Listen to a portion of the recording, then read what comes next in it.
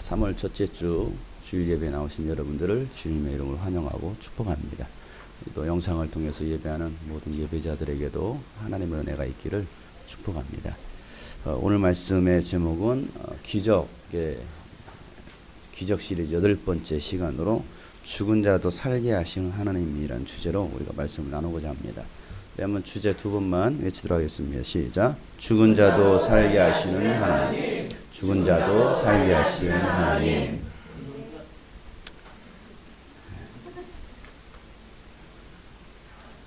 며칠 전에 어떤 분이 저에게 메일로 이런 글을 보내주셨어요. 메일을 열어봤는데 그 메일 제목에 술 중독자입니다. 10대 후반에 배운 술이 지금껏 왔네요. 올해 43이고요. 70년 개띠입니다. 이런 긴 제목이었어요. 그래서 이런 편지들이 많이 오니까 그래서 뭐 힘드니까 뭐 돈 보내달라고 하는 그런 메일인가? 그래서 이제 메일을 삭제하려고 스팸 메일로 생각하고서 삭제하려고 딱 이제 클릭을 하려고 하는데 이제 마우스가 내려가는데 그 내용 전체가 보이는 게 일부가 보이잖아요. 메일을 열어보면 메일 하신 분은 아시죠? 그러다 보니까 진짜 스팸 메일처럼 쫙 띄어쓰기도 없이 그냥 이렇게 길게 있었어요. 그런데 거기에 제 눈에 들어왔던 게 뭐가 있었냐면 장용성 목사님, 장 목사님 이게 메일 속에 있었어요. 보통 뭐 돈을 필요하면 돈 좀 보내서 이런 것은 제 이름이 들어가지 않거든요. 그런데 거기는 정확하게 제 이름이 써 있었어요. 그래서 제가 이건 스팸 메일이 아니고 나한테 보낸 메일이구나 하고 제가 클릭을 했습니다.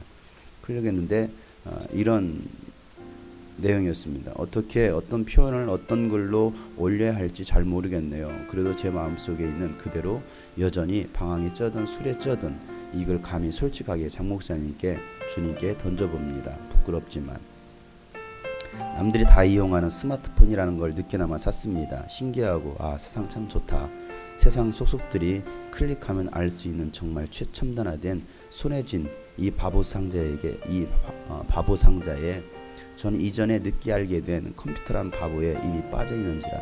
아니 TV란 자체가 이미 바보란 거에 인간은 이미 빠져들게끔 변화되어 온 지금 제 작은 손에 쥔 이 작은 바보에 신기감을 떨치기엔 좋네. 참 좋다. 좋아졌다 라고 말하고 싶지만 참 세상 사람들 노동을 못 찾게 하고 거기에 성실감 땀의 보람을 빼앗아가는 이 작은 갤럭시2에 매료된 거 또 당연히 인정하면서 장용성 목사님께 감사를 드립니다. 그렇게 좋든 싫든 갤럭시2 때문에 장용성 목사님을 동영상으로나마 하나님을 뵙게 됐습니다. 제가 하나님이라는 건 아니고요. 그 동영상을 통해서 예배 속에서 하나님을 만나게 되었다는 내용이죠. 먼저 감사드립니다. 주님께 또 목사님께. 사실 좋아했던 노래를 찾다가 윤복희 권사님의 간증을 동영상으로 보고 듣다 보니 어느덧 조윤기 목사님, 장경덕 목사님 찾아 듣게 되었고 관련 동영상 중에 장 목사님의 동영상을 우연히 그냥 정말로 그냥 클릭하다 보니 이어서 귀에 꽂은 이어폰 속에 들린 장 목사님의 기도가 설교가 제 마음을 잡았다기보다 그 목소리가 먼저인 것 같네요. 허스키하면서 울부짖는 느낌의 목소리. 제가 그렇게 진작에 울부짖어야 할 제 목소리가 아니었나 싶은 동질적인 소리에 전 그 목소리에 계속 듣게 되었고요. 듣다 보니 세상이 쩌든 저도 목매어 울고 싶다라는 생각이 들게끔 그런 피를 주님이 주신 것 같아요. 장 목사님의 목소리에서 느끼게 하신 것 같아요. 목사님 언젠가 제가 써놓은 기도 글 중에 판단하는 저의 뇌와 바라보는 제 눈과 나쁜 마음을 가지고 있는 제 마음을 지배하여 주소서. 이분이 예수를 믿으셨던 분인 것 같아요. 그런데 이제 좀 어떤 신앙의 방황이나 뭐 이렇게 하시는지 모르겠지만은 과거에 이런 기도 제목을 썼던 것이죠. 그런 기도 제목 때문에 장 목사님을 뵙게 된 것 같습니다. 감사하고 또 감사드립니다. 주님, 또 가로치고 목사님, 언젠가 꼭 찾아뵙겠습니다. 혹 설교 중에 제 얘기를 꺼내야 하신다면 실명만은 감춰주세요. 술에 취해 실수했을까봐 여러 번 읽고 또 읽고 지우다 또 지우다 어느 정도 듣다 싶어 이래 마칩니다. 감사합니다. 물론 이분은 저한테 실명으로 보내지를 않았어요. 또 정확한 메일도 이지 않았습니다. 제가 바로 답변 메일을 보냈지만 저한테 돌아왔어요. 정확한 주소도 없었고 정확한 이름도 없습니다. 그리고 그 뒤에 다시 또 메일 하나가 다시 왔습니다. 며칠 전 43이라는 나이와 함께 술 중독자란 글을 운을 띄우며 글을 남겼습니다. 여전히 오늘도 한잔 했어요. 장 목사님의 유튜브로 며칠 전 듣고 난 후 계속 듣습니다. 그 후로는 계속 제 설교를 찾아 듣는 것 같습니다. 출근 전 피곤함을 떨치지 못해 대충 씻고 옷 입고 마지막 출근 전 핸드폰 유튜브 키면서 장 목사님 목소리를, 주님의 목소리를 들으려고 이어폰을 귀에 꼽네요. 그리고 오토바이를 시동 걸어요. 불과 일하는 곳까지 오토바이로 1분 거리지만 처음에 듣는 장 목사님의 목소리는 그날에 보이지 않는 활력소가 됩니다. 목사님 언젠가 찾아가겠지만이라는 말을 먼저 던지고 싶네요. 아직 전 세상에 너무 젖어 있는 놈인지라 자신은 없어요. 그런데도 불구하고 12시간 일하면서 목사님의 설교, 주님의 목소리, 아니 깨달음을 느끼고 싶어서 일 끝나면 집에 와서, 아님 돈이 있으면 노래방, 술집을 습관처럼 또 다른 변명이라면 외로움, 정욕 때문에 자주 갔던 곳을 당일치처럼 안 가야 하는데 마음은 아닌데 외롭고 세상에 쩔어 있다 보니 유유유. 가끔 목사님 쩐다, 대박, 헐 이런 말 젊은 세대에 맞게 표현하시는 거에 저도 동감이 가요. 저도 아이온이란 온라인 게임에 한동안 컴맹인데도 거기에 푹 빠져서 2년 동안은 노숙자 생활을 했어요. 감사해요. 그래도 작은 불씨를 켜주셔서요. 오늘도 여전히 술에 꼬라져 있지만 감사해요. 주님께 감사할 날을 이제 제가 만들어 가야겠지만 사실 좀 자신 없어요. 목사님의 울부짖는 소리는 어느 영화 배우보다, 어느 연극 배우보다 제 마음에 와닿았어요. 그래서 두 번째 글을 올립니다. 주님 감사합니다. 목사님 감사합니다. 전 사실 이렇게 글을 올릴 거에 무섭습니다. 목사님처럼 어느 믿음으로 사시는 분보다 타락에 너무 빠져있는 몸인지라 괜히 글 올린 거 아닌가, 핸드폰을 남긴 거 아닌가, 그만큼 자신 없어요. 나가야 하는데 화들짝 놀라고 가야 하는데, 아니면 그냥 무대포처럼 나 아침껏 잘못했지만 잘못했어요, 미안해요, 오늘부터 나갈게요, 됐죠? 그런 식으로 뻔뻔하게 나가고 싶은데 뻔뻔도 자신도 부끄러움조차 내세울 게 없어요. 목사님께 이렇게 글을 올립니다. 감히 주님께 올립니다. 이런 두 통의 메일이 왔습니다. 여러분은 이 메일의 글을 들으시면서 여러분 어떤 생각이 드셨습니까? 제가 1년 전에 이런 말을 했던 것을 기억하실 분들이 계실 겁니다. 여러분 유튜브에다가 제가 설교 동영상을 올립니다. 하나님께 저희 감동을 주셨고 이 유튜브를 통해서 분명한 것은 우리뿐만이 아니라 전 세계에 있는 흩어져 있는 많은 사람들 가운데 이 말씀, 회복의 말씀을 드려야 될 사람이 있을 것입니다. 그들도 우리의 양입니다 라는 얘기를 했습니다. 그리고 지난 주일 말씀에도 우리 안에 있는 우리 양이 있는가 하면 우리 밖에 있는 양이 있습니다. 하나님은 저에게 이 우리 안에 있는 주님이 꿈꾸신 교회 안에 있는 양도 붙여주셨지만 주님이 꿈꾸신 교회 밖에 있는 그 양들도 우리의 양이 되게 하실 것입니다 라는 그 말씀을 지난주에 했어요. 이분뿐만이 아니라 많은 분들이 스마트폰을 통해서 하나님은 참 무명하지만 뭐 장경동 목사님 쳤다가 우연히 제 이름이 같은 장씨여서 검색되었는지는 모르겠지만 하나님은 그들에게 하나님의 말씀을 듣게 하고 회복하게 하시다라는 사실이죠. 회복이 일어나고 있다는 사실이에요. 이게 좀 여러분 놀랍지 않습니까? 제가 1년 전에 했던 이야기가 그냥 허망 뜬 이야기가 아니고 실제로 하나님께서 그렇게 역사하시더라는 사실이에요. 그래서 전혀 알지 못하고 한 번도 보지 못했던 하와이에 계시는 분도 그 영상을 통해서 계속해서 말씀을 듣고 또 은혜를 받고 계시고, 그래서 초콜릿도 보내주시고 얼마나 감사한지 몰라요. 하와이에서 초콜릿을 이곳까지 보내주시고, 왜? 너무나 감사해서, 그 은혜가 너무나 귀해서. 이렇게 은혜 받는 분들이 있습니다. 영상을 통해서. 우리 교회 성도들은 스마트폰을 이용하셔서 얼마나 말씀을 듣는지는 잘 모르겠습니다.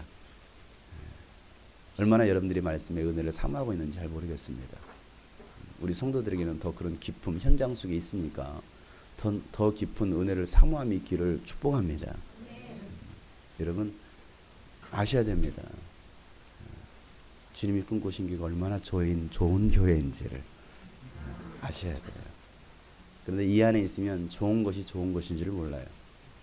이 안에 있다 보면. 왜? 너무 그냥 당연시되다 보니까 주님이 꿈꾸신 교회 같은 분위기가 너무나 당연시되다 보니까 뭐 다른 교회도 다 그러겠지, 뭐 다른 교회도 다 이렇게 말씀을 전하겠지라고 생각할지 모르겠습니다. 우리 교회 안에서 여러분들이 정말 말씀으로 회복이 되고 또 치유가 일어나고 변화가 일어나시기를 주 이름으로 축복합니다.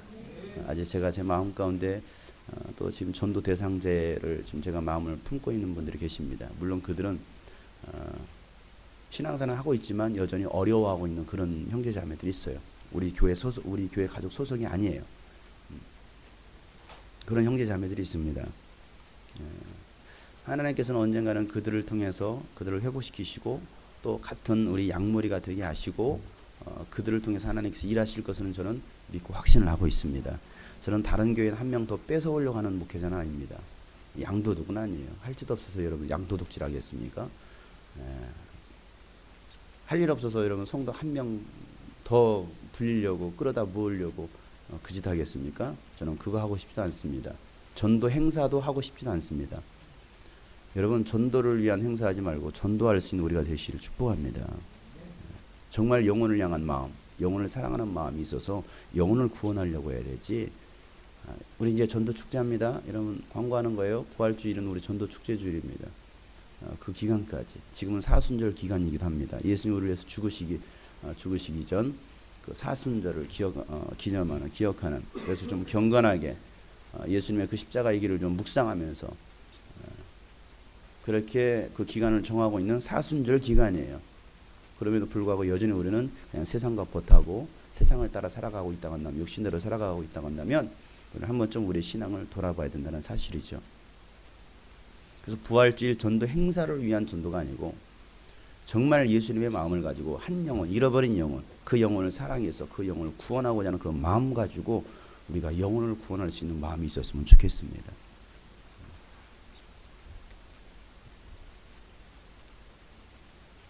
언젠가 이분도 정말 주님의 말씀으로 깨끗하게 치유가 되어서 이 술 중독에서 벗어나고 부활하는 역사가 일어날 줄 저는 확신합니다. 꼭 살아나시기를 축복해요. 언젠가 이 동영상을 또 통해서 보실지도 모르겠지만은 하나님은 이 형제를 굉장히 사랑하시고 또 이 형제 안에서 이미 회복의 아주 역사가 일어나고 있다는 것을 저는 믿고 있습니다. 여러분 우리가 살아가면서 얼마나 예수님께 나를 기억하면서 살아가고 있을까요? 나는 예수님께 사랑받는 사람일까? 예수님 나를 바라보시면서 과연 예수님은 나에게 뭐라고 말씀하실까? 너는 이런 사람이야. 너는 이런 사람이야. 과연 예수님께서 나를 보고 뭐라고 말씀하실까? 우리는 매 순간마다 내 자신을 점검하는 시간이 필요한 거예요. 그냥 막연하게 종교생활로 교회 주일이니까 교회 가고 그런 생활이 아니고 이제 여러분 그런 생활로는 절대 구원받을 수 없습니다. 어제 미니 캠프 때도 제가 그런 얘기를 했어요. 지금이 어느 시기인가 유대인의 절기를 통해서 제가 쭉 얘기를 했습니다. 지금 어디까지 왔는지에 대해서 못 오셨던 분들은 동영상을 꼭 들으시고 보시고 또 mp3를 통해서 한번 들어보시길 바라요. 지금이 어느 시기에 와 있는가. 지금은 추수의 때이고 추수도 마지막 끄트물에 있는 추수입니다. 이제 추수가 다 끝났어요. 마무리 단계입니다. 그리고 이 마무리 단계 추수하면 꼭 하는 게 있죠. 알국과 쭉정이를 나누는 겁니다. 교회도 알국과 쭉정이로 하나님께서 나누실 거예요. 교회 안에 있는 교인들도 알국과 쭉정이로 나누실 거예요. 그렇다면 우리가 이 마지막 때에 서 있다고 한다면 분명한 것은 우리가 하나님 앞에서 바른 신앙생활, 바른 영적 생활을 해야 된다는 사실이에요. 그래서 내 자신을 한번 돌아보자라는 거예요. 나는 과연 어떤 사람이냐? 나는 과연 어떻게 신앙생활하고 있느냐? 종교생활하고 있느냐? 교회생활하고 있느냐? 아니면 정말 믿음생활하고 있느냐? 적어도 우리 주님이 꿈꾸신 교회 또 이 예병상을 통해서 보시는 많은 우리 가족들 하나님 나라의 가족들에게도 바라는 것은 그거예요. 정말 우리가 하나님 앞에서 바로 선 정말 진실한 신실한 그런 예배자로 하나님 앞에 선 하나님의 사람으로 세워지자라는 것이 저의 작은 소망입니다. 오늘 본문에는요 특별한 남매들의 이야기가 나옵니다. 이 남매들의 이야기를 통해서 한 사건을 통해서 하나님께서 오늘 우리에게 지금 뭐라고 말씀하시는가를 들을 수 있어야 돼요. 오늘 등장인물이 나오죠. 등장인물 누가 나옵니까? 대표적으로 마르다와 마리아가 나옵니다. 그리고 병들어 죽다가 죽은 나사로가 나오고 또 예수님이 등장하고 그 외에 기타 등등 주변인들, 많은 유대인들이 나옵니다. 어떤 분은 이렇게 돌도 나옵니다. 이렇게 하시는 분도 계셔요. 돌문이 나왔잖아요. 자, 특별히 이 마르다와 마리아, 이 나사로, 이 남매의 이야기, 거기에는 그들의 엄마 아빠의 얘기는 나오지 않아요. 그러니까 적어도 짐작해 보건대 이들은 엄마 아빠 없이 그냥 마르다와 마리아와 나사로가 살았던 그냥 쉽게 말하면 고아와 같은 그런 남매인지도 모르겠어요. 단 한 번도 마리아와 그 부모에 관한 얘기를 하지 않습니다. 음식 장만도 마르다가 했습니다. 그의 부모가 하지 않았어요. 그러니까 이들은 참 외롭게 자란 사람일지도 모르겠죠. 많은 상처와 아픔을 가지고 살아가는 그런 남매였을지도 모르겠습니다. 그런데도 분명한 것은 그들은 예수님께 특별히 사랑을 받더라는 것이죠. 사랑받는 사람들은요 다 이유가 있습니다. 아무나 사랑받지 않아요. 아무나 사랑하지 않아요. 이 마리아와 마르다, 나사로는요 예수님께 특별히 예수님께서 사랑하셨던 남매들이었습니다. 예수님께 사랑받을 때도요 그만한 이유가 있어요. 여러분 예수님께 사랑받기를 원하십니까? 그만한 이유가 있다니까요. 예수님 그냥 다 사랑하셔요. 아니라니까요. 특별히 사랑하는 사람이 있다니까요.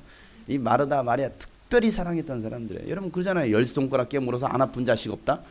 안 아픈 손가락 없다? 있어요. 자식이 다 있어도 특별히 관심 있고 특별히 사랑하는 자식이 있어요. 저희가 6남매입니다. 아들, 딸에서 아들 셋, 딸 셋에서 6남매예요. 저희 부모가 특별히 사랑하는 자식이 있어요. 누군지 아세요, 여러분? 어떻게 알아요? 형제들이 그렇게 있지만 뭐 살고 있는 모습은 다 다르지만 특별히 관심받고 특별히 사랑받는 자식이 있어요. 누구인지는 모르겠어요. 그러나 특별히 있더라고요. 저기 뭐 지금 워낙 이제 핵가족 시대가 되다 보니까 자식 하나 낳고 하나 낳다 보니까 너무나 공주, 왕자님, 공주 이렇게 키워가지고 애들이 버르장머리가 하나도 없는데 애들이 한 10명 있으면요 버르장머리 없을 것도 없어요. 이미 그 위에서 다 치고 이 새끼야 조용히 해 임마 하고 다 애들이 자녀 교육을 자녀들이 시킵니다. 지금은 자녀가 부모 교육 시키고 있어요. 내달라고 막 막무가내요. 왜? 애들이 하나밖에 없으니까 그래요. 왜 금진이가 막무가내겠습니까? 둘밖에 없거든요. 한 애들이 한 5 있었으면 그렇지 않을 텐데 딸 나야 아빠한테 다 들어. 아빠한테 엄마한테는 말이 안 먹힐 것 같으니까 아빠한테 가지 마 다 들어달라고 하고. 그러니까 그래 어쩔 수 없지 뭐 딸 하나인데. 아들은 뭐 말이라도 합니까? 이러고 있으니 뭐 맨날 굶기나 하고 못 얻어먹기나 하고 뭐 필요하냐? 아니요. 이러고 있으니 뭐 그래도 엄마의 사랑을 독차지하는 아들, 우리 아들밖에 없어. 딸은 저리 가! 방 청소도 안 하고 이놈의 가시네. 맨날 이러기만 하지 뭐. 그러니까 자식이 많으면 그래도 그 가운데 특별히 사랑받는 자녀가 있더라는 것이죠. 예수를 믿는 사람들이 이 땅에 그렇게 많아도 특별히 예수님에 관심받는, 예수님께 사랑받는 사람이 있다는 사실이에요. 그럼 여러분 이 가운데도 한 5천여 명이 모이는데 이 가운데 예수님께서 특별한 사람이 있다는, 특별히 사랑하는 사람이 있다는 사실이죠. 여러분 어떻습니까? 예수님께 특별히 사랑받는 사람입니까? 특별히 미움받는 사람입니까? 관심 밖의 사람입니까? 관심 안에 있는 사람입니까? 다 하기 나름이에요. 오늘 말씀이 그잖아요. 사랑받는 자는 다 이유가 있다. 다 하기 나름이에요. 세상에서도 사람들에게 인정받고 사랑받는 사람들은요 다 이유가 있습니다. 신앙생활도 다 자기 하기 나름입니다. 이 마르다 가정이 예수님께 특별히 사랑받는 데는요 이유가 있었어요. 그 이유가 무엇이냐면 이 마르다와 마리아는요 예수님을 향한 사랑과 헌신이 있었습니다. 자, 오늘 말씀 2절 말씀 보세요. 마리아는 주님께 무엇을 부었어요? 향유를 부었습니다. 자기의 머리털로 주님의 발을 씻은 여자요, 병든 나사로는 그의 오라버니라 라고 말했습니다. 이 향유를 부었던 마리아 이야기가 요한복음 12장에 나옵니다. 3절 말씀에 그때 마리아가 매우 값진 순나드 향유 한 근을 가져다가 예수의 발에 붓고 자기 머리털로 그 발을 닦았다. 온 집안에 향유 냄새가 가득했다. 향유 한 나르, 향유 한 근, 이 나르한 향유의 한 근이라는 것은요, 이건 돈이에요, 돈. 향수가 돈이었단 말이에요. 향수를 팔아서 생필품을 살 수 있을 정도로. 그리고 특별히 아가씨들이 향유를 모았다라는 것은 그것은 나중에 시집갈 자금을 마련하는 거예요. 이 돈의 액수가 상당히 큰 돈입니다. 몇만 원어치가 아니에요. 몇백만 원어치가 아니에요. 엄청나게 아주 비싼 값어치의 이 돈. 그 향유를 깨가지고 예수님의 머리부터 발까지 붓더라는 거예요. 그걸 가룟유다가 보고서 뭐라고 말합니까? 너는 어찌하여 허비하느냐 이렇게 말합니다. 어찌하여 낭비하느냐. 이 아까운 것을 이것을 팔아다가 다른 사람들에게 나눠줬다라고 한다면 얼마나 좋았겠느냐. 그런데 예수님께서 뭐라고 말씀하십니까? 네 마음속에 이미 욕심이 있었다. 돈에 대한 욕심이 있었다. 돈의 욕심이죠. 가룟유다는 그걸 돈으로 봅니다. 이 여자는 돈으로 보지 않았어요. 마리아는 돈으로 보지 않았어요. 내가 예수님을 사랑하는, 내가 어떻게 예수님께 표현할까? 내가 가지고 있는 전 재산을 들어서라도 예수님께 드리고 예수님의 그 머리끝부터 발끝까지 부어드림으로 나의 사랑을 표현하겠다. 그런데 예수님께서 그 행동에 대해서 예수님 말씀하셨던 것이 무엇입니까? 이 여자가 나에게 향유를 부은 것은 나의 죽음을 준비한 것이다. 이렇게 말을 하고 있습니다. 마리아가 죽음을 준비해서 향유를 부었던 것은 아니었습니다. 그럼에도 불구하고 예수님은 그렇게 말씀하시더라는 것이에요. 과연 정말 우리가 예수님을 사랑하느냐 이거예요. 내가 가지고 있는 건 모든 것을 아낌없이 다 부어드릴 정도로, 그리고 그 여인의 머리털로 예수님의 머리끝 발을 닦아드리는, 그리고 눈물을 흘리면서 얼마나 사랑했던지. 여러분 그렇게 할 수 있어요? 여러분 머리카락으로 눈물을 흘려가면서 막 발을 닦아줄 수 있겠느냐는 거예요. 그 정도의 사랑과 헌신이 있겠느냐는 거예요. 근데 우리는 우리 주머니에 있는 거 그 조금 또 드리기가 아까워. 뭐 영수증밖에 없네. 드리기가 아까워 이거. 그렇지 않아요? 우리가 주 앞에 나와 예배하지만 여러분의 삶에 있어서 과연 여러분 주님께 드리고자 하는 마음이 있겠느냐는 거예요. 이게 꼭 물질만의 이야기가 아니에요. 그렇다고 물질 얘기가 아닌 것은 또 아니에요. 진짜 하나님께, 여러분 우리가 돈 가지고 목숨 걸잖아요. 여러분 왜 공부합니까? 왜 직장 다닙니까? 돈 벌기 위해서. 왜? 이 돈이 있어야 우리가 먹고 산다고 생각하기 때문에. 돈 없어서 여러분 얼마나 어렵게 삽니까? 그러니까 돈 벌기 위해서 공부하고 돈 벌기 위해서 돈 벌러 가잖아요. 그러니까 어떻게 이 목숨과도 정말 바꿀 만한 그런 정말 귀한 게 바로 돈이에요. 그래서 성경에서도요 분명히 예수님 말씀하시잖아요. 하나님이라는 신과 돈신이 있다라는 거예요. 돈신. 하나님이냐 돈신이냐. 근데 많은 사람 돈신을, 돌아버린 신을 따라가는 거죠. 돈신. 여전히 우리는 그걸 놓지 못해요. 포기하지 못하는 거예요. 그 얼마나 한다고. 하나님께 내어놓지 못해요. 드리지 못해요. 나의 삶을 드리지 못해요. 헌신하지 못해요. 그러면서 우리는 하나님 사랑해요. 나 좀 관심 좀 가져주세요. 나 좀 축복해 주세요. 그런 말들은 많이 합니다. 기적 좀 일으켜 주세요. 오늘 말씀처럼 죽은 나사로 좀 살려주세요. 이런 얘기를 합니다. 잘못된 것을 따라가는 것이죠. 잘못된 기적을 바라고 있습니다. 잘못된 축복을 바라보고 있습니다. 이 마리아는요 자신의 가졌던 가장 값진 것을 하나님 예수님께 모든 것을 다 부어드리더라는 것이죠. 마르다는 어떻습니까? 누가복음 14장에 보면 그들이 길을 가다가 예수께서 어떤 마을에 들어가셨는데 마르다라고 하는 여자가 예수를 자기 집으로 모셔드립니다. 예수님께서 지나가시는데 마르다가 그 예수님 보고서 예수님 우리 집에 거하세요. 우리 집에 함께 같이 지내세요. 그러면서 예수님을 모십니다. 이 여자에게 마리아라고 하는 동생이 있었는데 똑같은 마리아죠. 마리아는 주님의 발곁에 앉아서 주님의 말씀을 듣고 있었습니다. 그리고 마르다는 여러 가지 접대하는 일로 분주합니다. 누구를 접대하려고? 예수님 접대하려고 막 음식을 장만하는 거예요. 이것저것 장만합니다. 장만하던 거 너무나 분주해요. 예수님께 빨리 드리고 싶은데. 그래서 마르다가 예수님께 와서 이렇게 말합니다. 주님, 내 동생이 나 혼자 일하게 두는 것을 아무렇지 않게 생각하십니까? 가서 거들어 주어라고 좀 예수님 내 동생에게 좀 말 좀 해주세요 라고 얘기하고 있습니다.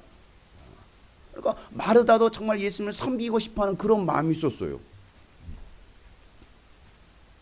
사랑받지 않을 수 없는 그런 사람들. 그러지 않아요? 여러분 누군가 막 여러분을 섬겨줘 보세요. 먹을 걸로 섬겨주고 막 선물로 해주고. 여러분 더 관심이 가지지 않겠습니까? 섬김이 사는 건 이렇게 하는 거예요. 섬김이 사역은. 정말 그 사람에게 감동을 주는 거죠. 고객 감동, 영혼 감동. 한 번 선택이 10년을 좌우합니다. 옛날에 그런 광고가 있어요. 한 번 선택이 10년을 좌우한대. 10년 동안 아주 책임져 주겠다라는 거예요. 서비스 정신으로. 이들은요, 예수님께 특별히 그러니까 사랑받을 수밖에 없는 거예요. 저도요, 저한테 맛있는 거 사주는 사람 더 좋아해요. 탕수육 사주는 사람 좋아해요. 근데 내 거 뺏어 먹는 사람 싫어해요. 완전 싫으다. 대박 싫으다. 정말 싫으다. 사주기는 그냥 맨날 뺏어 먹으려고 하는 사람들이 있어요. 그런 사람들의 특징이 머리에 노란색 염색을 하더라고요. 자, 이제 두 번째 챕터, 두 번째 이야기입니다. 사랑과 전쟁 시즌 2. 요즘 방송하고 있죠. 사랑과 전쟁. 자, 나사로가 이제 병이 들었습니다. 죽게 되었습니다. 그런데 예수님께서는 이 나사로에게 일어난 일을 어떻게 정의하고 있습니까? 오늘 말씀해 보니까 이 병은 죽을 병이 아니라 하나님의 영광을 드러내는 병이다. 이로 인해서 하나님의 아들이 영광을 받게 될 것이다 라고 얘기하고 있습니다. 이게 무슨 소리야 도대체. 나사로의 병은 죽을 병이 아니라는 거예요.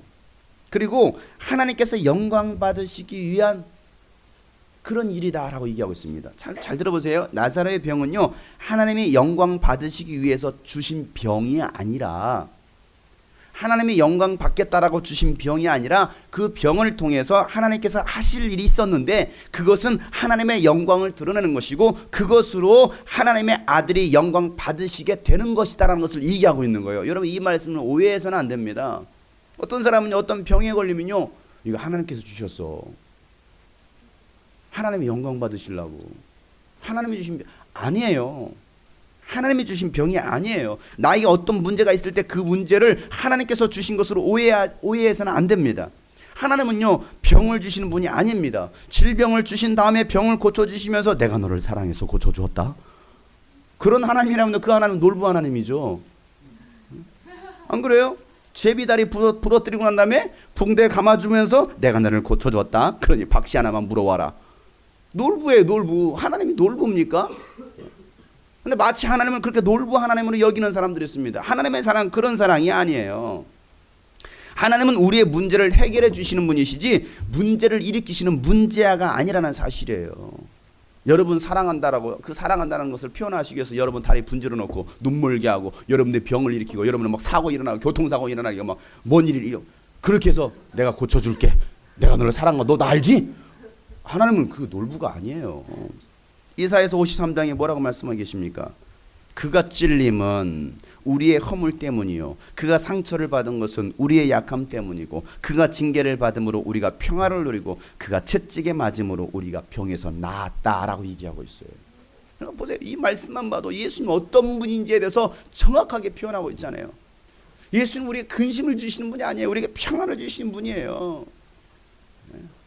예수는 우리를 용서해 주시는 분이에요. 죄에서 구원해 주시는 분이에요. 우리를 질병에서 고쳐 주시는 분이라는 사실이에요. 마태복음 8장 16절부터 17절 말씀에 보면 날이 저물었을 때 마을 사람들이 귀신 들린 사람들을 많이 예수님께 데리고 왔을 때 예수님께서 말씀으로 귀신을 쫓아내 주시고 병든 자를 모두 고쳐 주셨다. 이래서 예언자 이사야를 시켜서 하신 말씀이 이루어졌다. 이 말씀이 어떤 말씀이에요? 아까 읽었던 이사야서 53장에 있는 말씀이에요. 그는 몸소 우리의 병약함을 떠맡으시고 우리의 질병을 짊어지셨다라는 이 말씀. 이 말씀, 이사야 선지자를 통해서 예언했던 그 말씀을 이루시기 위해서 예수님이 오셔가지고 병에 걸린 사람들을 다 고쳐주시더라는 거예요. 귀신들에 사로잡힌 사람들을 귀신을 쫓아내 주시더라는 사실이에요. 말라기 4장 2절 말씀에 그러나 내 이름을 경외하는 너에게는 의로운 해가 떠올라서 치료하는 광선을 발할 것이니 너희는 외양간에서 풀려나는 송아지처럼 뛰어다닐 것이다. 하나님께서 우리에게 치료의 광선을 발하셔서 우리를 고쳐주시겠다고 말씀해 주시고 계십니다. 그러니까 고침받은 사람들은 마치 외양간에서 풀려나는 송아지처럼 막 뛸 거라는 거예요. 너무나 좋아가지고 너무나 그 억압에서 마귀의 억압으로부터 눌려있던 그들이 이제는 자유를 누리는 거죠. 예수님은 우리에게 자유를 주러 오신 분이십니다. 우리 예수 안에 있는 사람들에게 자유를 주시기 위해서 너는 이제 자유인이야, 너는 해방이야, 주님 그걸 말씀하시는 거예요. 우리를 억압하러 오시는 분은 절대 아니라는 거예요. 너가 지금 술 중독에 빠졌느냐? 나는 너를 이 술 중독에서 자유케 할 것이다. 예수는 그걸 말씀하시는 거예요. 네가 마음에 염려 근심이 있느냐? 내가 너의 그 염려 근심에서 자유케 할 것이다. 네가 질병을 고통당하고 있느냐? 그 질병에서 내가 너를 자유케 할 것이다. 이게 예수님께서 오신 이유라 이 말이에요. 우리가 그 예수만 분명히 알고 있다 한다면 여러분 자유할 수밖에 없는 거예요. 우리는 그 자유를 누릴 수 있어야 되죠. 그 복음을 정말 알고 누릴 수 있는 사람. 지난 금요일날 우리 금진이 자매가 방글라데시 갔다 왔던 이 얘기를 쭉 간지로 1시간 동안 징글징글하게 길게도 하더라고요. 1시간 동안 막 하더라고요. 근데 그 이야기의 핵심이 뭐였습니까? 내가 복음을 알았다라고 생각했는데, 내가 정말 예수를 알고 있었다라고 생각했는데 그것이 아니었다라는 거. 내가 십자가의 사랑을 알았다라고 생각했지만 그곳에 가보니까 정작 내가 알고 있었던 것은 허상이었다라는 것이죠. 그곳에서 진짜 십자가의 의미를 깨닫고 복음을 알게 되니까 그 안에서, 내 안에서 회복이 일어나고 치유가 일어나면서 안진병이 일어나고 병든 약 고침받는 것을 자신의 눈으로 목격했던 거. 아, 진짜 복음을 아니까 이게 진짜 복음을 누리는 것이구나 라는 걸 깨닫게 되었다라는 거예요. 그렇죠. 여러분, 예수는 우리에게 이 복음을 주러 오신 분이에요. 문제를 일으키시고 아주 병을 일으키시고 병 주시는 분이 아니라 이 말이에요. 하나님은 우리에게 고통을 주시고 그 고통을 즐기시는 고문관이 아닙니다. 예수님께서 우리 뭐 고문하러 오셨습니까? 맨날 지지고 볶고 막 고문하고 막 병들게 하고 눈 찌르고 막, 이게 아니에요. 예수님은 우리를 훈련시키는 훈련 교관 같은 분이십니다. 우리를 연단하시고 우리를 더 강하게 하시면서 우리에게 더 큰 믿음을 주시는 분이 바로 예수님이라는 사실이에요. 여러분, 욥의 사건을 통해서 알 수 있는 것이 무엇입니까? 욥의 믿음을 시험하시기 위해서 하나님께서 손을 떼시니까 누가 와요? 마귀가 와가지고 그 욥의 가정에 찾아 수많은 문제들을 일으키더라는 것이죠. 사업을 망하게 하고 자녀들이 갑자기 죽고 욥의 몸에 악성 피부병까지 걸리게 한 것이 누구였습니까? 하나님이었습니까? 아니었습니다. 마귀였습니다. 하나님이 잠깐 손을 떼니까, 믿음의 그 욥의 믿음을 시험하시기 위해서 손을 잠깐 떼니까 그 사이에 마귀가 틈을 타가지고 그 수많은 문제들을 일으키더라는 거예요. 하나님은 마귀가 욥에게 그런 문제들을 일으키도록 허락하셨어요. 하나님께서 하신 게 야 병들게 죽여, 하나님께서 명령하신 것이 아니에요. 그 이유가 무엇이었습니까? 욥의 믿음을 연단하고 시험하시려는 것이었어요. 그래서 욥의 입술을 통해서 하나님께 영광 돌리게 하시는 것이 하나님께서 그에게 주셨던 고난의 이유였습니다. 욥기 1장 20절 말씀에 욥이 고백합니다. 일어나 슬퍼하며 겉옷을 찢고 머리털을 민 다음에 머리를 땅에 대고 엎드려 경배하면서 이렇게 말했다. 모태에서 빈손으로 태어났으니 죽을 때에도 빈손으로 돌아갈 것입니다. 주신 분도 주님이시요 가져가신 분도 주님이시니 주님의 이름을 찬양할 뿐입니다. 이렇게 욥은 이 모든 어려움을 당하고서도 죄를 짓지 아니하였으며 어리석게 하나님을 원망하지도 않았다라고 말하고 있습니다. 사랑하는 여러분, 이와 같은 욥과 같은 그런 환경에 처해 있을 때 정말 하나님을 원망하지 않는 그런 믿음의 사람들 되실 줄 여러분 축복합니다. 그 가운데서도 우리가 하나님을 찬양할 수 있는 사람, 모든 상황 속에서 주를 찬양할지라, 주는 나의 큰 상급 큰 도움이시라, 이렇게 고백할 수 있는 사람들, 정말 주님만이 나의 찬양이십니다. 이런 상황 속에서, 아픔 속에서도, 이런 고통 속에서도 하나님이 여전히 나를 지켜보시고 여전히 나의 손을 붙잡으시고 나와 함께 하시는 그 하나님의 그 도움, 그 은혜를 알고서 고백할 수 있는 사람. 그래요, 주님. 욥은 주님이 가져가셨습니다. 주님이 주셨습니다. 말씀하셨지만, 말하고 있지만 사실은 주님이 가져간 것이 아니었습니다. 마귀가 가져간 거였어요. 그럼에도 불구하고 욥은 말하기를, 그래요 주님, 주신 자도 주님이시요 가져가실 자도 주님이십니다. 내가 없는 걸로 불평하지 않겠습니다. 원망하지 않겠습니다. 내가 나에게 이런 고통이 있는 걸 내가 원망하고 불평하지 않겠습니다. 오직 하나님만을 찬양합니다. 이 고백, 이게 진짜 믿음의 고백 아닙니까? 내 인생 가운데 내 힘으로 해결할 수 없는 수많은 문제들이 왔을 때 그 문제 앞에 하나님을 어리석게 원망하거나 불평하거나 비판하지 말고 그 일을 통해서 하나님께서 하실 일을 볼 수 있는 믿음의 눈이 열리시길 바랍니다. 그리고 그 문제로 인해서 하나님께 영광을 돌릴 수 있는 선 믿음,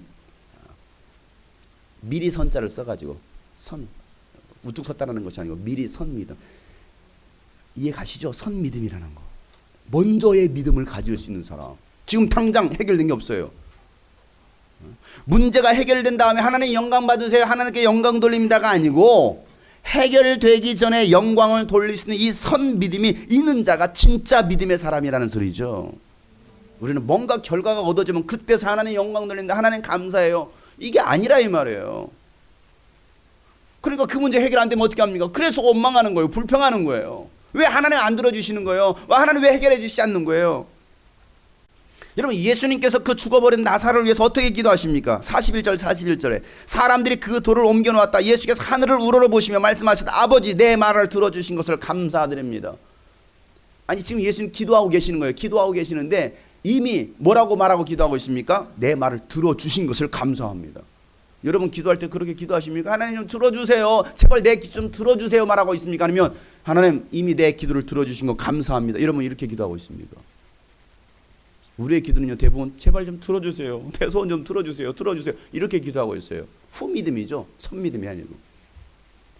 근데 예수님은 내 말을 들어주신 것을 감사드립니다. 아버지께서는 언제나 내 말을 들어주신다는 것을 나는 압니다. 믿습니다. 그런데도 이렇게 기도하는 이유는 이 둘러선 사람들을 위해서입니다. 그들로 하여금 아버지께 나를 보내신 것을 믿게 하라는 것입니다. 여러분, 예수님이 이 선믿음의 기도를 하고 계시죠. 해결되지 않았지만 지금 나사로는 죽어 있어요. 그렇음에도 불구하고 해결된 것을 믿고 기도하신 이유가 무엇입니까? 그 믿음의 기도가 죽은 나사로를 살린다는 사실이에요. 비록 결과는 나타나지 않았어요. 믿음은 바라는 것들의 시작에 보지 못하는 것들의 증거다. 말씀을 참 우리가 잘 꿰뚫고 있습니다. 잘 압니다. 그러나 진짜 그 말씀이 내게 믿음이 되고 있느냐 이거예요. 여러분, 우리는 이런 믿음이 있어야 됩니다. 하나님께서 하실 일을 절대적으로 믿는 믿음이 있을 때 기적이 일어납니다. 나사로가 병들어 죽게 되었을 때에 사람들을 보내서 예수님, 당신이 사랑하는 나사로가 지금 병들어 죽게 되었습니다. 오셔서 좀 고쳐주세요 라고 말을 했을 때에 예수님요, 그 말을 듣고 나서 그 즉시 가지 않았어요. 아니, 예수님 사랑한다면서 왜 가지 않았을까? 6절 말씀. 그런데 예수께서 나사로가 앓는다는 말을 들으시고서도 계시던 그곳에 며칠을 더 머무십니까? 이틀을 더 머무십니다. 왜 이틀을 더 머무셨을까요? 이들의 믿음을 보시려는 거예요. 그리고 하나님의 영광과 예수님께서 하나님의 아들이심을 드러내려는 그런 의도가 숨겨져 있는 거예요. 자, 그 말씀을 14절에서 볼 수 있죠. 14절 15절. 이때 예수께서 그들에게 밝혀 말씀하시다. 나사로는 죽었다. 내가 거기에 있지 않은 것이 너희를 위해서 도리어 잘된 일이므로 기쁘게 생각한다. 이거 도대체 어떻게 생각해야 돼요? 나사로가 죽었다니까요. 죽었는데 예수님께서 웃고 계세요. 기쁘다. 기뻐. 이게 너희들을 위한 거야. 뭐야? 이쪽은 초상집인데 예수님은 웃고 계시네. 그러니까 여러분, 이 말씀에는 분명한 것은 숨겨진 의도가 있다는 것이죠. 예수님이 가지 않으신 이유. 여러분, 여러분들이 고통당할 때, 문제가 있을 때 예수님 웃고 계실지 몰라요. 그래, 앞으로 있을 일을 위해서 내가 너에게 잠시 폭삭망해라. 이거예요. 아예 죽어라. 이거예요. 죽는 당사자는 고통스럽죠. 그러지 않아요? 문제 당하는 여러분 당사자는 고통스럽잖아요. 그런데 예수님 즐기고 계십니다. 얄미우신가요? 그게 예수님의 의도예요. 숨겨진 의도. 예수님은 나사로가 죽은 것을 알았습니다. 그때서야 야 이제 유대로 가자라고 말씀하십니다. 그러자 제자들이 이렇게 질문하죠. 8절 말씀. 선생님, 방금도 유대 사람들이 선생님은 돌로 치려고 했는데 다시 그리로 가려고 하십니까? 우리가 계속 요한복음 말씀 봤으니까 계속 어떻게 말씀이 전개되는지 아시죠? 예수님 막 내가 바로 하나님의 아들이라고. 뭐야, 돌을 들어 죽이려니까 예수님 내가 지금 죽을 때가 아니야. 피하십니다. 그러면서 실로암 못에 가자. 실로암 살렸던 사건. 그러면서 이 말씀이 전개되고 있는 거예요. 그러니까 아니, 방금 돌로 치려고 했던 그 유대로 다시 들어가려고 하십니까? 제자들은 그걸 질문했던 거죠. 근데 예수님은 그 제자들의 질문에 전혀 상황이 맞지 않는 또 답변을 하시죠. 9절부터 10절 말씀. 다 같이 읽어보겠습니다. 낮은 12시나 되지 않았느냐? 사람이 낮에 걸어다니면 햇빛이 있으므로 걸려서 넘어지지 않는다. 그러나 밤에 걸어다니면 빛이 그 사람 안에 없으므로 걸려서 넘어진다. 도대체 예수님께서 이 말씀을 하신 의미가 뭐예요? 왜 이 말씀을 하셨을까요? 아니, 돌로 치려고 하는데 거기 다시 가실 거예요? 그랬더니 예수님께서 도대체 이해할 수 없는 말씀을 하시는 거예요. 유대 사람들이 나를 죽이려고 했지만 내가 그 땅으로 가는 이유는 지금 낮이기 때문이야. 어디서 많이 들어본 이야기죠? 어떤 사건에서 들었어요? 실로암 사건에 들었던 얘기예요. 실로암에서도 이런 비슷한 말씀을 하셨어요. 지금은 낮이니 일할 때다. 그 이야기. 그런데 오늘 본문에서는 조금 바꿨어요. 낮에는 햇빛이 있어서 걸려서 넘어지지 않아. 그런데 밤에는 걸어다니면 걸려서 넘어진다. 자, 이 말은 또 무슨 말이에요, 그러면? 당연한 말이에요. 낮에는 햇빛이 있으니까 돌이 있으면 누가 일부러 걸려 넘어집니까? 그거? 걸려 넘어질 일이 없잖아요. 근데 밤에는 안 보이니까 걸려 넘어지는 거예요. 당연한 얘기죠. 근데 왜 예수님께서 이 말씀을 하셨겠느냐는, 이 말씀의 의미가 무엇이냐 이거예요. 자, 예수님이 실로암에서 하셨던 말씀, 지금은 낮이니 낮은 일해야 될 때다. 근데 이 말씀에서는 지금 낮이니 걸어다녀도 절대 너희들은 넘어지지 않는다. 곧 밤이 올 것인데 그때는 너희들이 일할 수 있다 없다? 일할 수 없다. 근데 오늘 말씀에서는 야, 밤이 오면 빛이 없어서 너희들은 걸려 넘어진다. 자, 그러면 이 말씀이 무슨 말씀이겠습니까? 밤이 오면, 밤은 뭐라고 했어요? 네? 영적인 밤이 아니에요. 영적인 밤으로 해석해서는 안 돼요. 우리가 성경 항상 1차적인 본질적인 해석이 있다고 했죠. 그 영적인 밤이 아니고 이 밤은 무엇을 말하고 있어요? 예수님 다시 오실 때를 말하는 것이죠. 주님 오실 때는 빛이 없는 자들, 아까 그랬어요. 빛이 없는 자들은 걸려 넘어진다라고 했습니다. 빛 대신 예수가 없는 사람들은, 성령의 충만함이 없는 사람들은 반드시 걸려 넘어진다라는 걸 얘기하고 있습니다. 자, 마태복음 13장 21절 말씀에 그 속에 뿌리가 없어서 오래가지 못하고 말씀 때문에 환난이나 박해가 일어나면 곧 걸려 넘어진다라고 말씀하고 있습니다. 자, 그 속에 뿌리가 없으므로, 이 뿌리가 어떤 뿌리입니까? 말씀의 뿌리였습니다. 씨를 뿌렸어요. 그러나 뿌리를 내리지 못했습니다. 말씀을 뿌렸습니다. 그 말씀에 뿌리를 내리지 못했습니다. 말씀의 믿음에 뿌리를 내리지 못했습니다. 오래가지 못했어요. 환난의 때가 옵니다. 박해의 때가 옵니다. 그때가 언제일까요?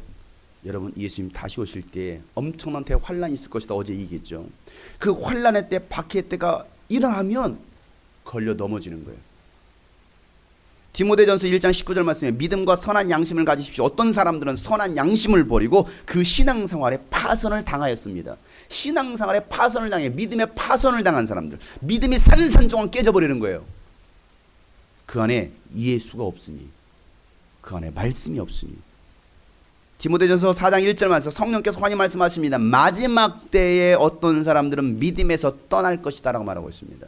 그리고 속이는 영과 귀신의 가르침, 귀신의 교훈을 따를 것이다. 자, 전부 다 지금 이게 마지막 때에 일어난 일에 대해서 얘기하고 있습니다. 믿음에서 떠난다라는 거예요.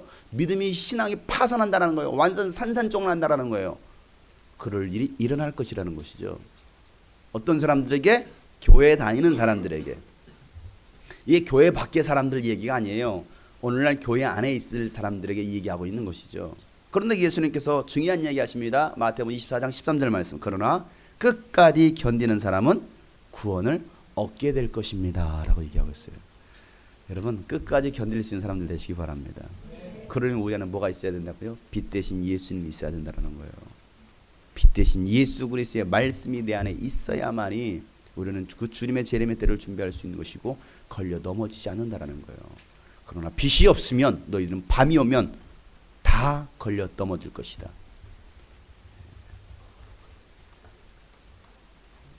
예수님께서 마을 어귀에 다다랐습니다. 예수님께서 오셨다라는 얘기를 들었습니다. 마르다가 예수님께 달려옵니다. 그리고 예수님께 이렇게 말을 합니다. 21절에 주님이 여기에 계셨더라면 내 오라버니가 죽지 아니하였을 것입니다. 그러나 이제라도 나는 주님께서 하나님께 구하시는 것이 무엇이나 하나님께서 다 이루어 주실 줄 압니다 라는 얘기를 해요. 자, 예수님께서 병이 들었다, 죽게 되었다라는 얘기를 들었을 때 아직 안 죽었어요. 그리고 이틀을 머무셨습니다. 자, 이틀을 머무신 사이에 이제 뭐 했어요? 드디어 죽었어요. 죽었습니다. 그리고 예수님께서 걸어왔습니다. 걸어왔는데 이미 나사로가 죽은 지가 4일이 되었다라는 거예요. 자, 이제 수학적인 계산이 나옵니까? 계산이 나와요? 나사로가 죽은 지가 4일이 되었어요. 자, 그런데 이미 죽어서 썩어 냄새나는 그 나사로 이미 죽어버렸어요. 이미 무덤 속에 들어갔습니다. 장사를 지냈습니다. 그런데 예수님께서 오셨다라는 거예요. 그 얘기를 듣고 나서 마르다가 막 달려와서 예수님께서 오셨더라면, 여기에 계셨더라면 내 오라버니는 죽지 않았을 것입니다. 그런데 이제라도 오셨으니 다행이네요. 주님께서 하나님께 구하시는 것이면 무엇이나 하나님께 다 이루어질 줄 압니다. 정말 믿음의 고백이에요. 정말 마르다다워요. 마르다. 믿음의 고백 아니에요? 이제라도 오셨으니 감사해요. 오라버니가 죽었지만 예수님께서 하나님께 구하시면 다 이루어질 거 나는 믿습니다. 우리 이런 고백들 다 하지 않아요? 이런 믿음의 고백들. 믿음의 고백이죠. 자, 근데 예수님께서 이 마르다의 말 23절에 이렇게 말씀하십니다. 내 오라버니가 다시 살아날 것이다. 그래, 네가 그 믿음이 있니? 그러면 네 믿음대로 네 오라버니가 살아날 것이다. 그럼 우리는 어떻게 됩니까? 아멘, 할렐루야, 감사합니다. 내 오라버니가 살았다. 이렇게 해야 되는데 반응. 자, 24절 뭐라고 말합니까? 마지막 날 부활 때 그가 다시 살아나리라는 것을 내가 압니다. 너무 믿음이 앞섰어요. 너무 믿음이 앞서서 어디까지 갔어요? 부활 때까지 가버렸어요. 아니, 예수님은 이 마르다가 예수님의 말씀을 잘 이해하지 못하는 것 같아가지고, 아, 얘가 내 말을 잘 이해하지 못했나? 그래서 다시 풀어서 예수님 말씀하십니다. 25절 26절 다 같이 시작. 나는 부활이요 생명이니 나를 믿는 사람은 죽어도 살고 살아서 나를 믿는 사람은 영원히 죽지 아니할 것이다. 내가 이것을 믿느냐? 이거요. 야, 나를 믿으면 죽어도 살아날 거야. 네 아들, 네 오라버니 죽었잖아. 그러나 네가 나를 믿으면 살아나. 부활 때 얘기가 아니고 지금 살아난다라는 얘기예요. 오늘 당장 죽은 육신이 살 것이라고 말씀하시는 거예요. 그런데 마르다는요, 미래에 부활할 것이라고 이해합니다. 그리고 마르다는요, 끝까지 동문서답합니다. 자, 27절 말씀. 여러분이 마르다죠? 마르다의 심정을 한번 대답해 보세요. 시작.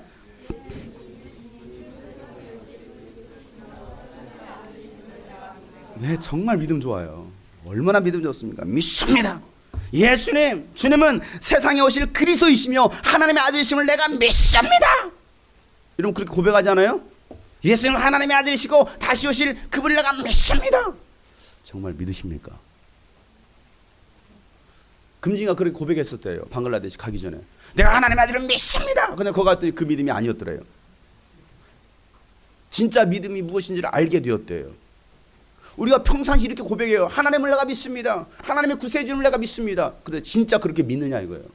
입술로 내가 믿습니다 하고 있지만 진짜 믿고 있느냐 이거예요. 자, 이 말을 하고 난 다음에 내가 믿습니다 하고 난 다음에 바로 뒤돌아서 집으로 그냥 가버립니다. 대화가 다 끝나지 않았어요. 대화가 다 끝나지 않았는데 그냥 가버렸어요. 곰곰이 생각했습니다. 마르다가 빈정상한 것일까 아니면 예수님께서 빈정상하셨을까? 예수님의 그 이야기 대화 속에서 마르다가 내가 믿습니다 하고 가버렸어요. 마르다는요, 죽은 나사로가 오라버니가 산다라는 것은, 지금 당장 산다라는 것은 있을 수 없는 일이라고 생각했어요. 그 이유가 뭐였습니까?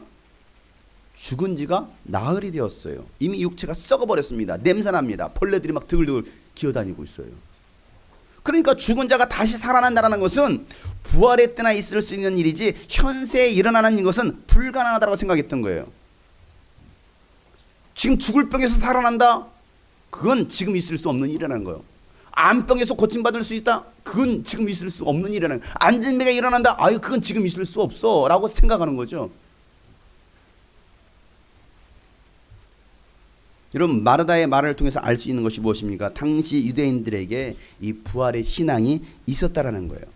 예수님께서 죽으시고 부활하신 것도 아니었잖아요. 예수님 부활하시기 전이에도. 그럼에도 불구하고 인간은 부활할 수 있는 존재라고 믿고 있었던 것을 이 마르다의 말을 통해서 알 수가 있었어요. 열쇠를 달라고 하네요.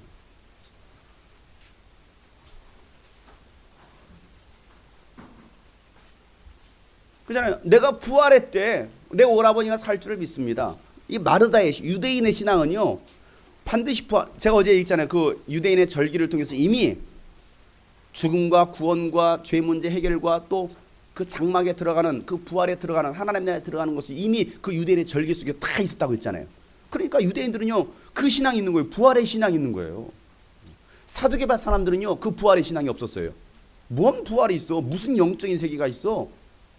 그러니까 부활이 없다라고 사두개파 사람들은 계속 그거 가지고 싸우고 있잖아요.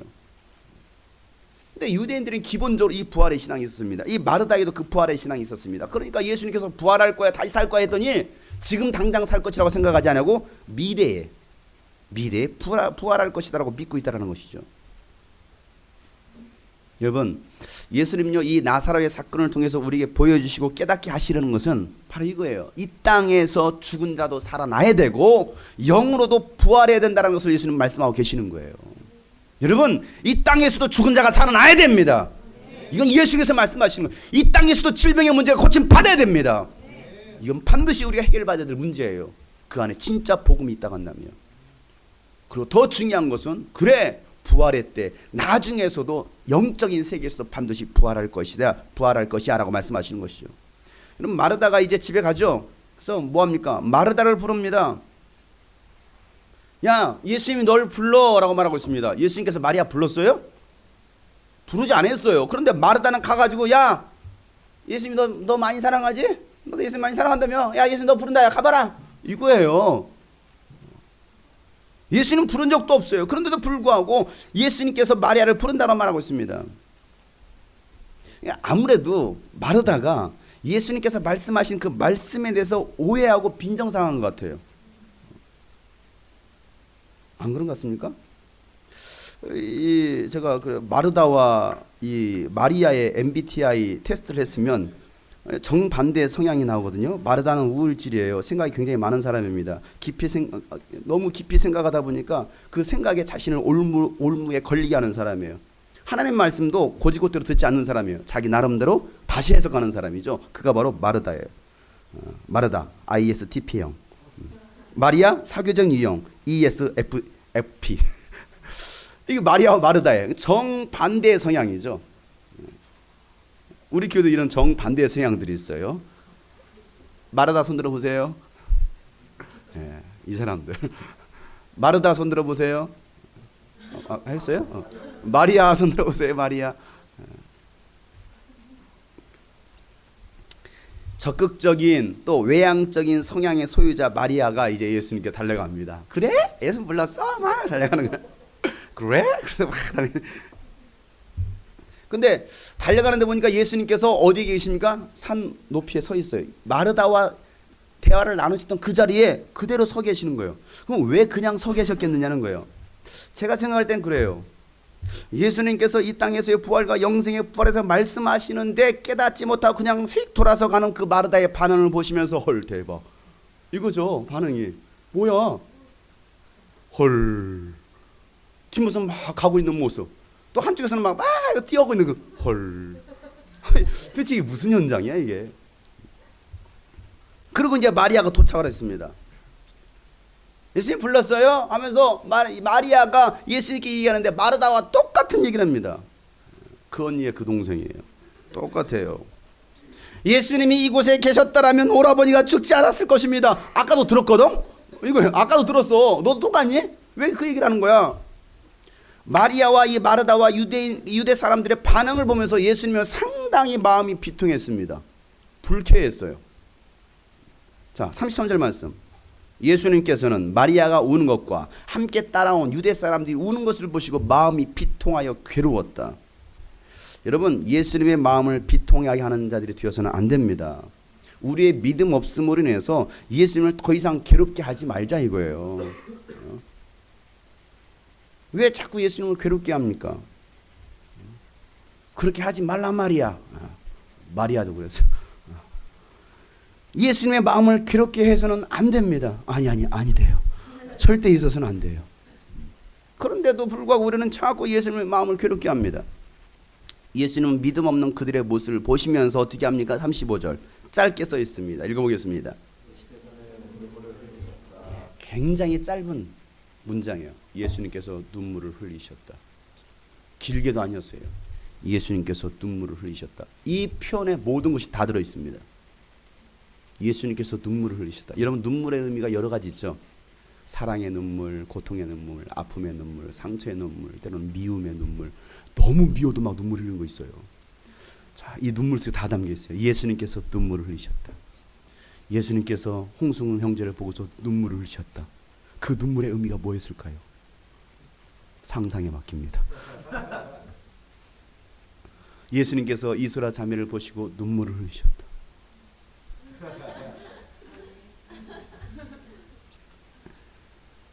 여러분, 예수님께서 우리를 보시고 눈물을 흘리셨다. 왜 눈물을 흘리고 계실까요?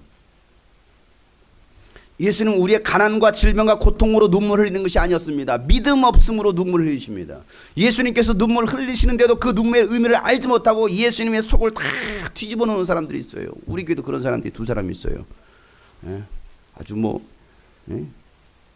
내 속도 모르고 염장 지르는 사람들. 염장 지른다는 표현 알아요? 아주 속을 뒤집어 놓는 사람들. 37절에 있어요. 그 가운데서 어떤 사람은 이렇게 말합니다. 눈먼 사람의 눈을 뜨게 하신 분이 이 사람을 죽지 않게 하실 수 없었단 말이요? 예수님을 염장 지르는 사람들.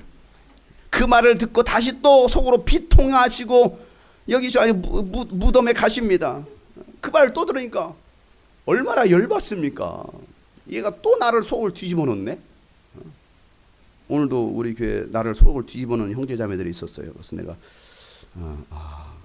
이래서는 아니 되는데 이 사람들이 오늘 성경 속에 나온 사람들이 우리 교회 여전히 있구나. 내가 누구라고 말할 수 없는데 여전히 우리 교회도 있구나. 예수님께서 야 돌을 옮겨 놓으라 이렇게 말합니다. 야 돌을 옮겨 놔. 그때 마르다가 대뜸 이렇게 또 말씀하시죠. 39절에 주님 죽은 지가 나흘이나 돼서 벌써 냄새가 납니다. 예수님 얼굴 빨개지시면서 막 머리가 쫙 올라.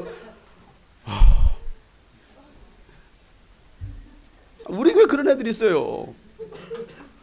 대화가 안 통해요. 대화가 말이 안 통해요. 우리 교회 어떤 몇 사람하고 얘기하면요 말이 안 통해. 말이. 예수님 상당히 열받았어요. 40절에 뭐라 말합니까? 내가 믿으면 하나님의 영광을 보게 되리라고 내가 내게 말하지 않았느냐? 이게 리얼리티야. 괜히 내가 믿으면 하나님의 영광을 보게 되리라고 내가 너에게 말하지 않았더냐? 이게 아니에요. 지금 상황 전개를 보세요. 지금 예수님께서 어느 정도까지 올라왔습니까? 머리 꼭대기까지 올라온 거예요. 이 말씀을 중딩들의 표현을 빌리자면 그래서 어쩌라고? 왜 너는 못 믿느냐고? 내가 믿으면 하나님의 영광을 보게 될 것이 내가 말하지 않느냐고? 왜 자꾸 말대꾸 하느냐고? 짜증나! 이게 예수님의 표현이었어요.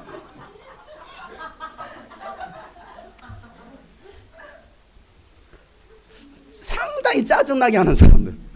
예수님께 이거 대화가 안 통하는 거야. 말귀를 못 알아들어. 어? 여러분 예수님 화나게 하지 마세요. 예수님 뿔나요. 우리 교회 청년들 중에 내가 무슨 말을 해도 못 알아듣는 사람들이 있어요. 그래서 했던 말도 하고 그러다가 결론도 없어요. 도루묵 되어버립니다. 이런 사람들하고 말하다 보면요 1시간 2시간을 대화하다 보면 화가 나요. 화가. 그래서 예수님도 화가 났어요. 어쩌라고? 네가 믿으면 될 거 아니야? 왜 못 믿느냐고 이거예요. 내가 믿으면 하나님의 영광을 보리라. 이게 아니에요. 성경을 좀 리얼리티하게 읽어보세요. 그래가지고 예수님께서 뭐라고 해요? 야 돌 굴려! 이거예요. 돌을 굴려라. 이게 아니 돌 굴려!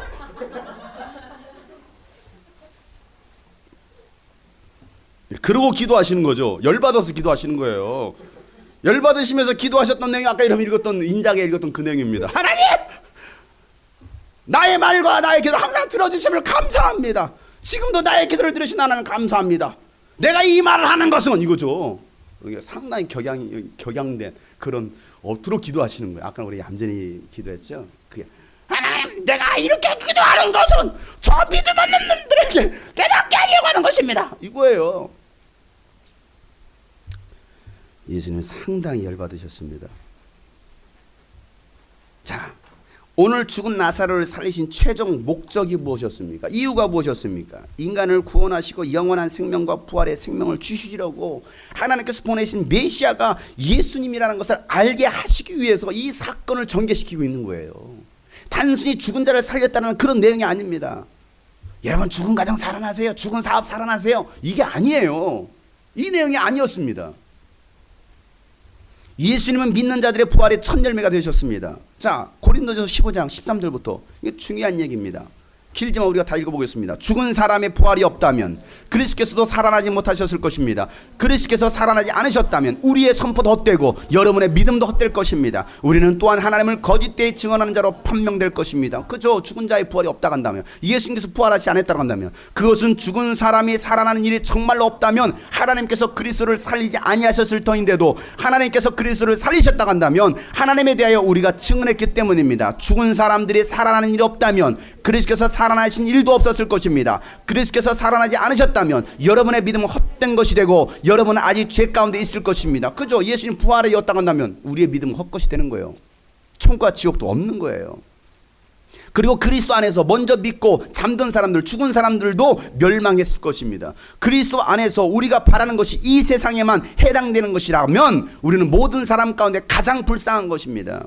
예수 믿으면서도 여전히 이 세상 거에만 해당된다고 한다면 이 세상 잘 되는 거, 출세하고 잘 나가고 돈 잘 벌고 건강하고 뭐하고 이거라고 한다면 정말 불쌍한 거예요. 왜? 잘못 구하고 있기 때문에, 잘못 바라보고 있기 때문에.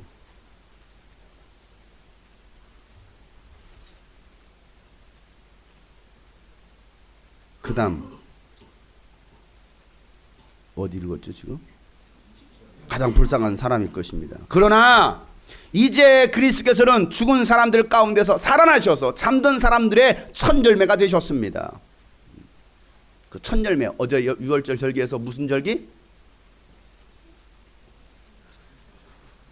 초실절. 여러분들이 기억 못해야 제가 다음에 또 재탕을 할 수 있기 때문에 초실절이죠. 첫 보릿단을 흔드는, 성전 앞에 나와서 보릿단을 흔드는 초실절, 그날 예수님께서 부활하셨다 이 말이에요. 첫 열매가 되셨습니다. 그러니까 그 초실절의 의미는 예수님은 첫 열매가 되셨다는 의미를 상징한다라고 했어요. 그 다음은 한 사람으로 말미암아 죽음이 들어왔으니 또한 한 사람으로 말미암아 죽은 사람의 부활도 옵니다. 또 한 사람으로 죽음이 들어왔다. 그 한 사람이 누굽니까? 아담입니다. 그리고 또 한 사람으로 말미암아 누구예요? 그 예수님이시죠. 아담 안에서 모든 사람이 죽은 것 같이 그리스도 안에서 모든 사람이 살아나게 될 것입니다. 아멘도 안 하시네. 여기가 신천지 이만희 씨가 있으면 아멘! 막 이랬을 텐데 혹시 우리 교회 신천지가 아닌 것이 신천지 했으면 아멘! 그랬을 거예요. 여러분 확실히 신천지가 아닌 것 같아요.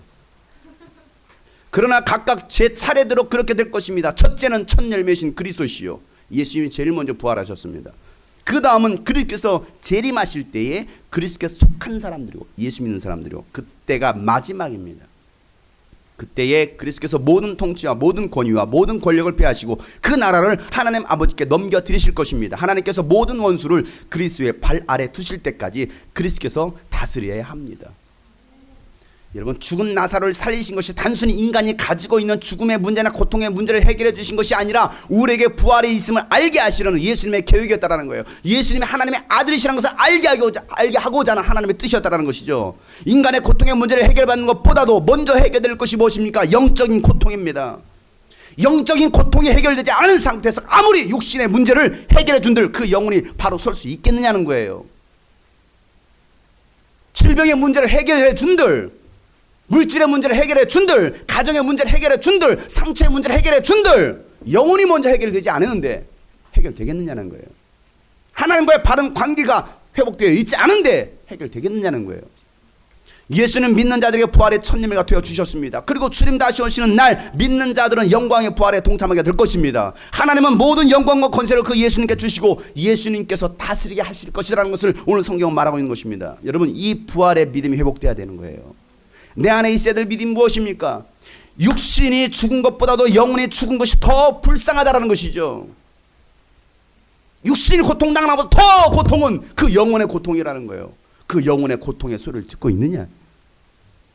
나사로는 육신이 죽었다가 살아났습니다. 예수님이 살려주셨습니다. 그 육신이 여러분 지금까지 살고 있습니까? 영혼이 살고 있습니까? 아닙니다. 그 육신은 다시 죽었어요. 그러니까 예수님께서는 본질적으로 그 육신을, 죽은 자를 살리는 것이 목적이 아니었다라는 거예요.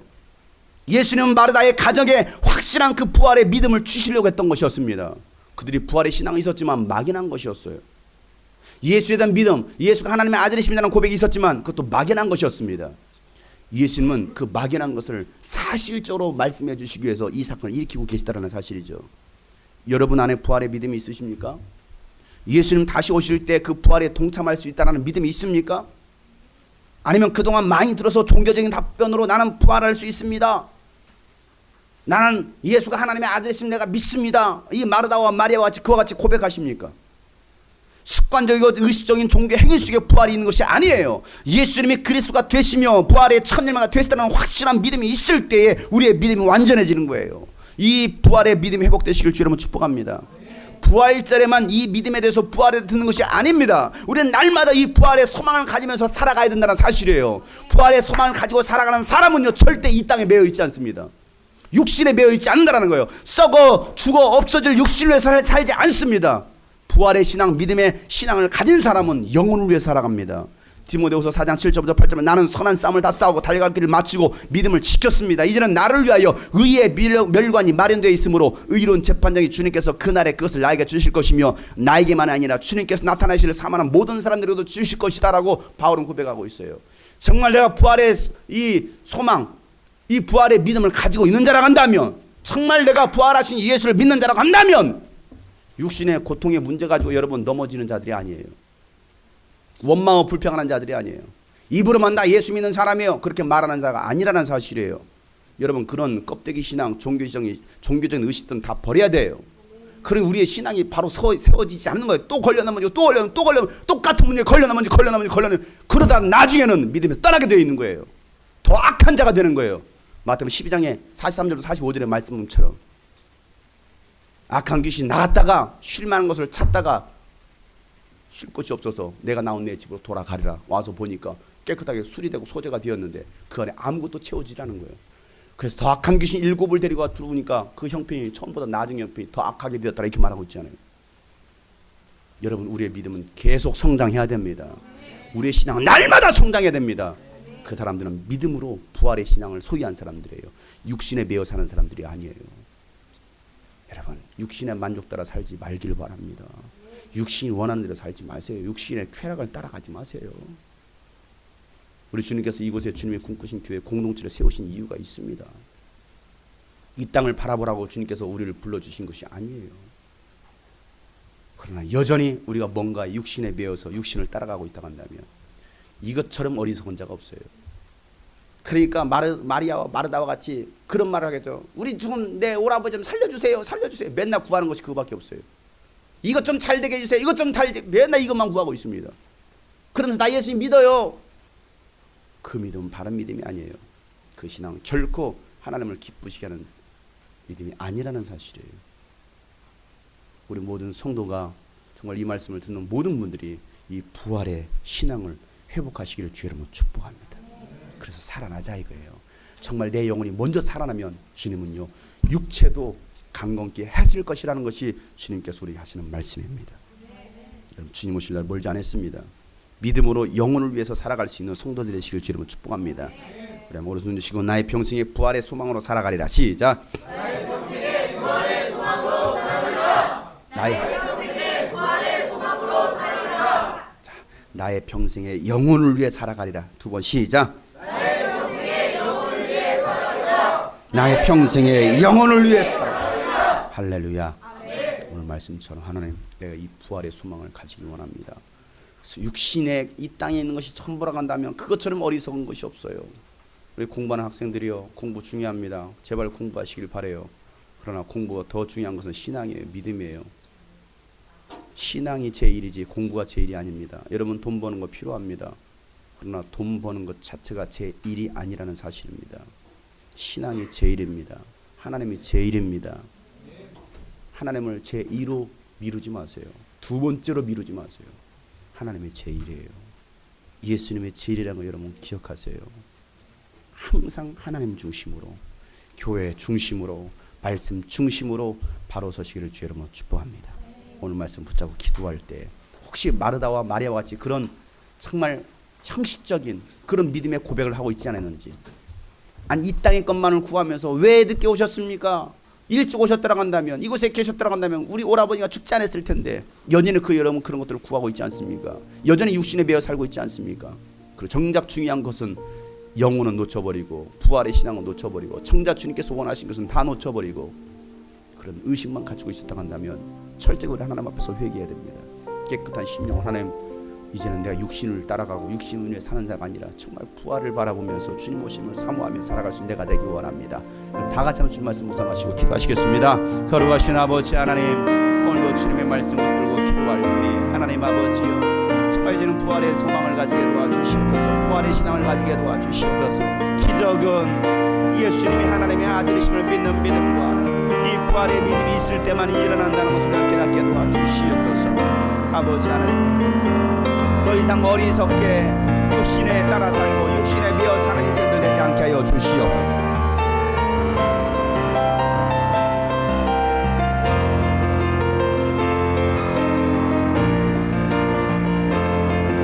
육신적인 믿음, 헛된 믿음을 버리게 도와주시옵소서. 헛된 믿음을 버리게 도와주시옵소서. 헛된 믿음을 버리게 도와주시옵소서. 예수님의 마음을 불편하게 하는 자들 되지 않게 도와주시옵소서. 예수님의 마음을 뒤집어놓는 사람들 되지 않게 하여 주시옵소서. 주님께 칭찬받고 주님께 인정받을 만한 그런 믿음을 소유할 수 있는 우리가 되기를 원합니다.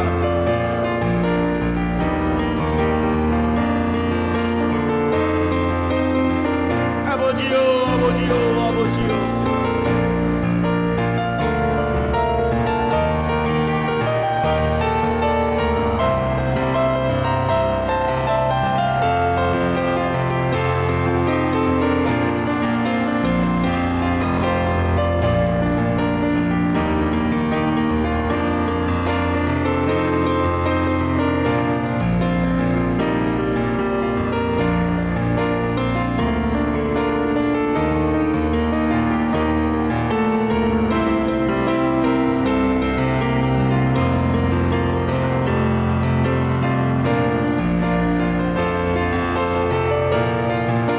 부활의 신앙이 회복되게 도와주시옵소서. 부활의 믿음이 회복되게 도와주시옵소서. 여호수아 본받아 앞으로 가세.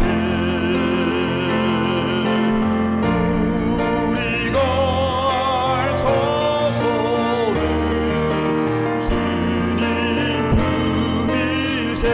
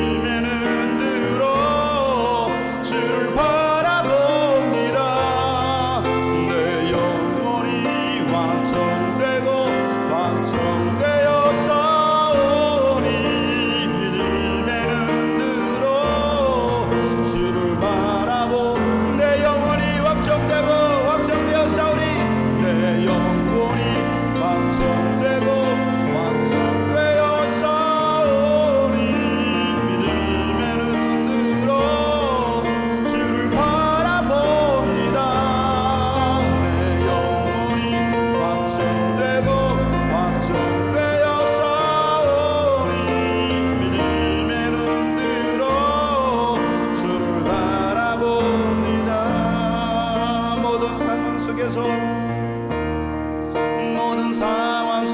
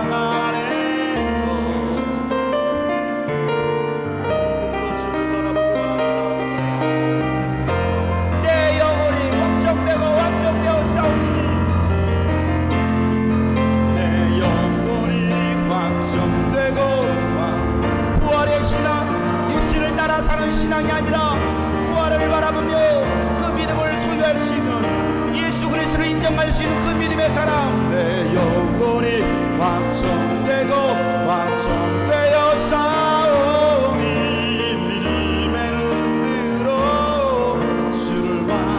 우리 마지막으로 내 영혼이 확정되고 내 영혼이 확정되고 확정되어 싸워 믿음의 눈으로 주를 바라봅니다. 내 영혼이 확정되고 확정되어 싸우니 믿음의 눈으로 주를 바라봅니다.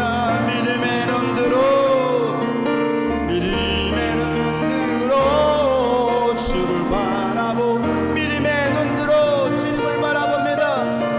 믿음의 눈으로 주를 바라봅니다.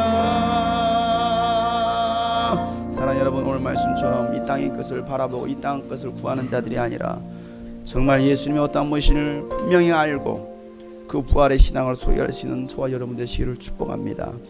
정말 육신에 매여 사는 자들이 아니라 육신에 치여 사는 자들이 아니라 정말 육신의 것을 뛰어넘을 수 있는 부활의 신앙 믿음의 사람들, 그럴 때 여러분 기적이 일어나는 거예요. 그럴 때 삶의 변화가 일어나는 거예요. 회복이 일어나는 거예요. 여러분 정말 여러분 안에 회복을 구하십니까? 그렇다면 여러분 먼저 이 믿음을 회복하세요. 그리고 주님과의 바른 관계, 주님 말씀을 오해해서 듣지 마세요. 곡해해서 듣지 마세요. 주님의 말씀을 말씀 그대로 여러분 받아들일 수 있는 사람, 하나님 오늘도 이 믿음을 갖기를 원합니다. 오늘 이 말씀을 들은 우리 모든 하나님의 사람들에게 이 믿음이 회복되게 도와 주시옵소서. 그래서 정말 사람을 위한 신앙이 아니라 육신을 위한 신앙이 아니라 영혼을 위한 신앙, 정말 하나님을 위한 신앙생활할 수 있는 나와 우리 모든 성도들에게 하여 주시옵소서.